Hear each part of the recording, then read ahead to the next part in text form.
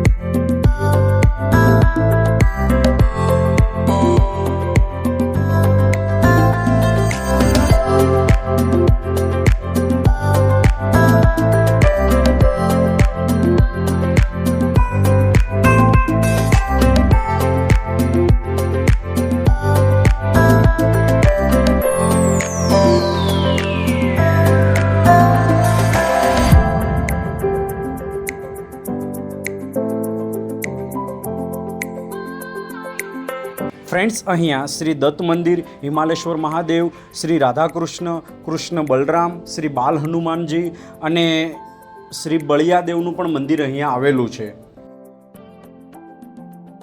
Friends, આ મંદિરનું નામ ગાય પગલા કેમ પડ્યું, તો ચલો આજે એના ઇતિહાસ વિશે જાણીએ। અને આ મંદિર સાથે દ્વાપર યુગનો ઇતિહાસ પણ જોડાયેલો છે। દ્વાપર યુગમાં ભગવાન શ્રી કૃષ્ણ અને બલરામ ગાયો ચરાવવા યમુના નદી જાય છે। એ સમયે સાંજ પડે ત્યારે ભગવાન શ્રી કૃષ્ણ શંખ વગાડીને એની બધી ગાયોને પાછી બોલાવી લેતા હતા। પણ તે દિવસે ભગવાન શ્રી કૃષ્ણ સૂઈ ગયા અને તેમણે બલરામને કીધું કે તમે શંખ વગાડીને બધી ગાયોને પાછી બોલાવી લેજો। શ્રી કૃષ્ણના કહેવા પર બલરામે શંખ વગાડવાનું ચાલુ કર્યું। એમનો અવાજ સાંભળીને ગાય માતા બધી નદીને પાર કરવા લાગી, પણ જેવા એ મધ્યમાં પહોંચ્યા ત્યાં એમને શંખમાંથી અસુર અવાજ સંભળાયો અને ગાયો કન્ફ્યુઝ થઈ ગઈ, હવે અમારે કેવી રીતે જવું। અને એ જ સમયે પાણીના પ્રવાહ વધી જતા બધી ગાયો તણાઈને મરી ગઈ। એના લીધે ભગવાન શ્રી કૃષ્ણ અને બલરામને ગૌ હત્યાનું પાપ લાગી ગયું। પછી શ્રી કૃષ્ણ ભગવાનના શંખ અને બલરામનું હળ પણ કાળું પડી ગયું। પછી ભગવાન શ્રી કૃષ્ણ એમના ગુરુદેવ પાસે ગયા અને એમના આ પાપના નિવારણ માટે શું કરવું, ત્યારે ગુરુદેવે કહ્યું કે તમે કશ્યપ ઋષિના આશ્રમે જાઓ, તે જ તમારા નિવારણ કરી આપશે। કશ્યપ ઋષિએ જણાવ્યું કે તમે સૂર્યપુત્રી તાપી નદીના કિનારે નારિયેલના આકારનું શિવલિંગ છે, ત્યાં જઈને તમે તપ કરો। તે અહીંયા આવીને 5 દિવસનું તપ કર્યું। ઓમ નમઃ શિવાયની ધૂનનું, જે આજે પણ અહીંયા અખંડ ધૂન છે। જેમના તપથી ગાય સજીવન થઈ ગઈ અને શંખ અને હળ કાળું થઈ ગયું હતું તે પણ બરાબર થઈ ગયું। જે ગાય સજીવન થઈ તેમના પગના નિશાન અહીંયા છે, એટલે આ તીર્થસ્થળનું નામ ગાય પગલા છે। મિત્રો, અહીંયા ફ્રેન્ડ્સ 2 શિવલિંગ છે। આ બંને શિવલિંગમાં એક શિવલિંગ સ્વયંભૂ છે અને બીજી શિવલિંગ ભગવાન શ્રી કૃષ્ણએ સ્થાપિત કરેલી છે। અહીંયા તમને બંને શિવલિંગના દર્શન થઈ જશે।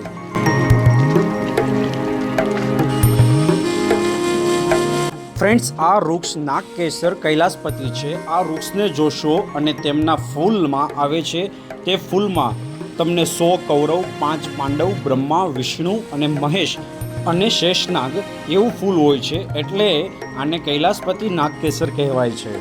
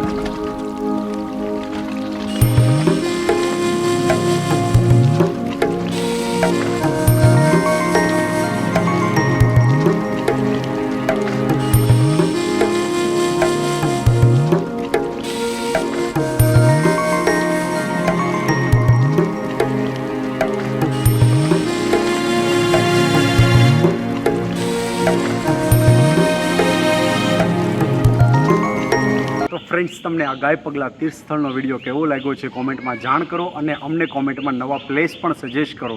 તો ગાઈસ, આ વિડીયોને લાઇક કરો, શેર કરો, અને હજુ સુધી જેણે પણ અમારી ચેનલને સબસ્ક્રાઈબ નથી કરી એ જલ્દીથી જઈને અમારી ચેનલને સબસ્ક્રાઈબ કરી લો. તો ચલો ફ્રેન્ડ્સ, હવે મળીએ અમારા નેક્સ્ટ ન્યૂ વ્લોગમાં. Thank you for watching guys.